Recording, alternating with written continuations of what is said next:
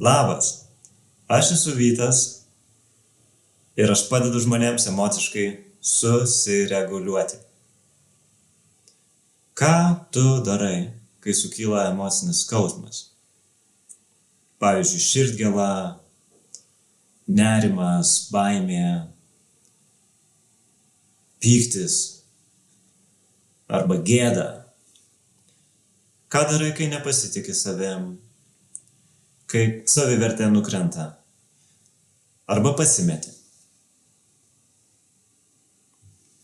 Tai yra emocinis skausmas. Ir jis nėra mūsų priešas. Viskas gerai, kai jis yra trumpalaikis. Nes tai yra gyvenimo dalis, tai yra augimo dalis. Kada tai tampa problema? Tada, kai tai yra ilgalaikė vidinė būsena, tokia nuolat ir nuolat nuspalvinanti gyvenimą.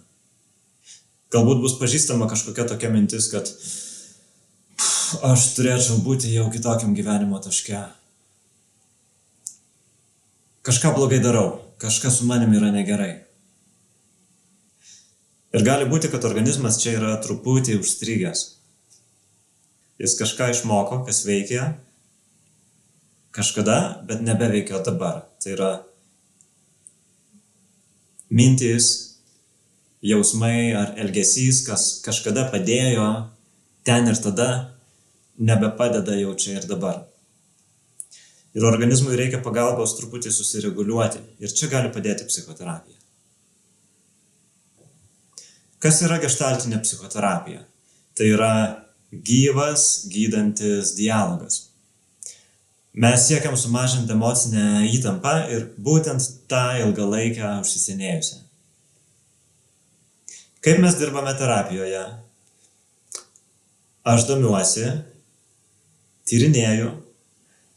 Tiksliau, tai mes to darome kartu kaip komanda. Mes atpažįstam, kaip žmogus jaučiasi, ko jam reikia, kaip jisai siekia to, ko reikia ir svarbiausia, kaip kartais nutinka, kad nepasiekia.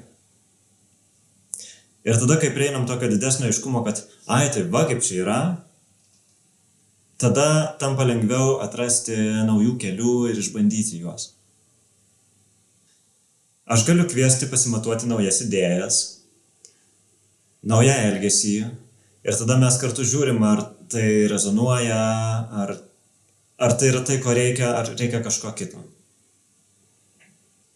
Po sėkmingos terapijos žmogus viena tai geriau pažįsta save ir kita tai gali funkcionuoti gyvenime galbūt geresniais būdais, kuriuos pats jis ir atranda terapijos metu. Taigi, jeigu rezonuoja, ką sakau, aš kviečiu susipažinti ir padirbti kartu.